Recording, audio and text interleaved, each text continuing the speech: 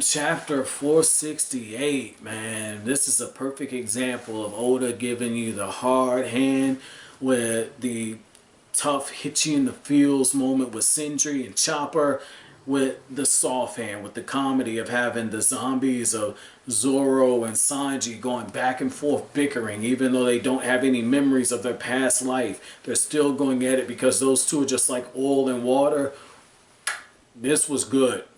This was really, really good. Like when the chapter opened up and you had Chopper basically patronizing Dr. Hogback and saying like, hey, I don't consider you to be an actual doctor. When I thought that you were using your genius for good, when you were trying to bring people back to life, when you're practicing medicine, I looked up to you. It's like Chopper was in that moment where he's confronting his idol, the guy that he looked up to, and letting him know how much he disappointed him. And then Dr. Hogback basically tells him, like, look, dude, I forgot more than you'll ever know. After I kill you, I will make you my assistant. You should find some consolation in that. And what I thought was really interesting is as their debates progressing, while they're being held captive by the zombies of Zoro and Sanji, and Nico Robin really isn't able to act. What I found very interesting is the fact that as it went on, Chopper's conviction grew stronger and stronger and stronger, and as Dr. Hogback became more and more arrogant, it shows you the beautiful contrast between the characters. Because Chopper, I joke all the time, like Chopper is all high, like Chopper's like, wow, but at the same time, Chopper is a very humble person. Like, think about it. Every time Chopper heals somebody, patches them up, does something, or comes up with a good idea, he's always, doesn't know how to take the flattery. And he has those moments where he's insulting people because he doesn't know how to deal with the compliments that he's getting. But then you have Dr. Hogback, who basically says that, look, like, people came to me saying, save my mother, save my father, save my brother. They're really, really sick.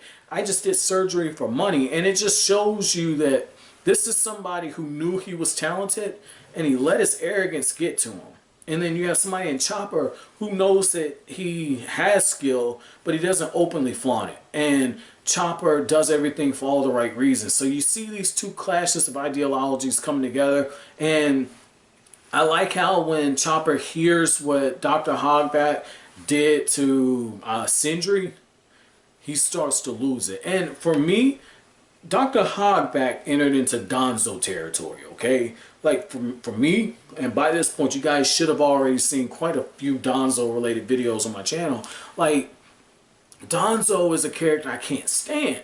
And with Dr. Hogback, it's the same thing.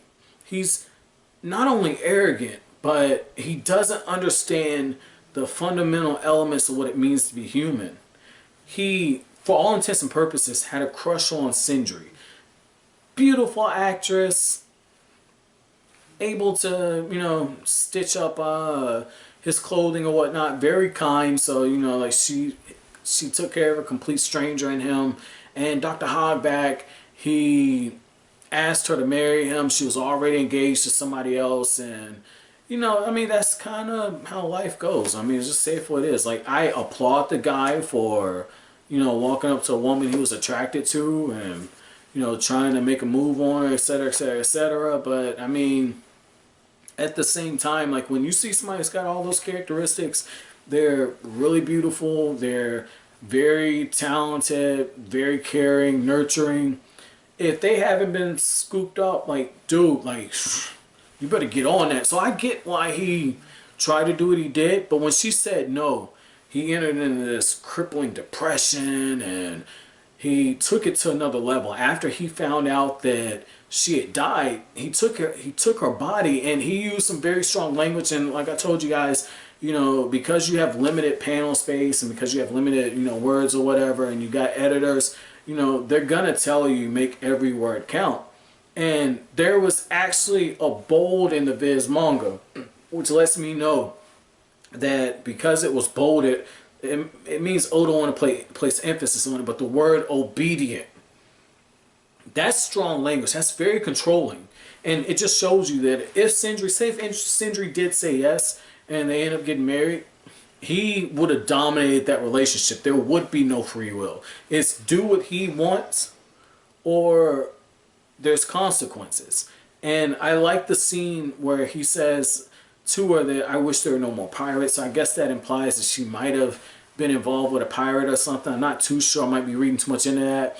But this is after Moria comes up to him and says, come join my crew, basically. Gets on his Luffy level because Moria understands that he can get people to do things for him. He'll never have to lift a hand in order to be the Pirate King.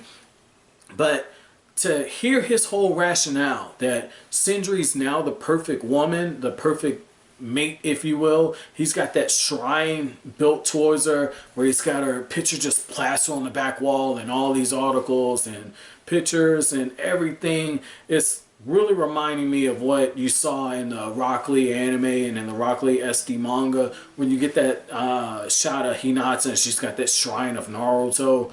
It's the same thing. That was done for more of a gag reason. Oda really hit on some very, very important stuff because Dr. Hogback is showing what happens when an infatuation turns into an obsession. And it's very telling that he's making Cindry lick the floor. The most degrading thing that you could do. Make her lick the floor just to show your power over her. And when Chopper is taking that beating and trying to get through to her, I was getting ready to gag because I'm like, dude, this is like, he's just preaching to her. Just stop it.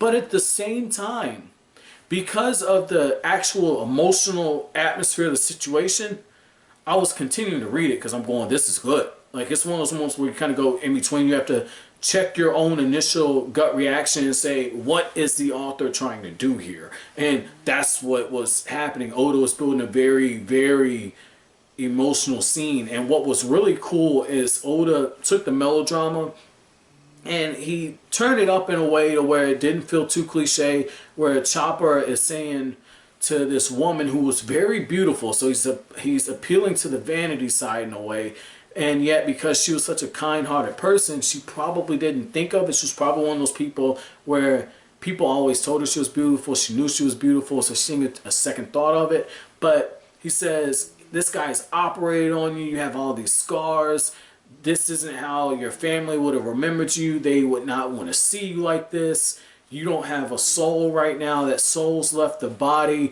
and yet you're still resisting in a way. So what does that say? And Chopper is showing a level of emotional intelligence that I didn't credit towards him because he's so naive. But what Chopper's basically saying at that point is, by his logic, because your soul has been removed and it has basically under his control, if you will, the fact that you're resisting means that you're still in there somewhere.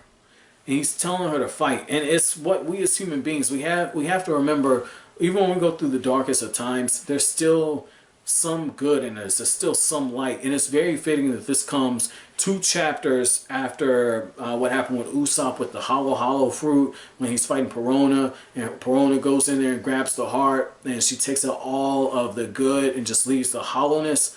Well, Chopper, basically 3 chapters later, if you will, is fighting someone who is a shell.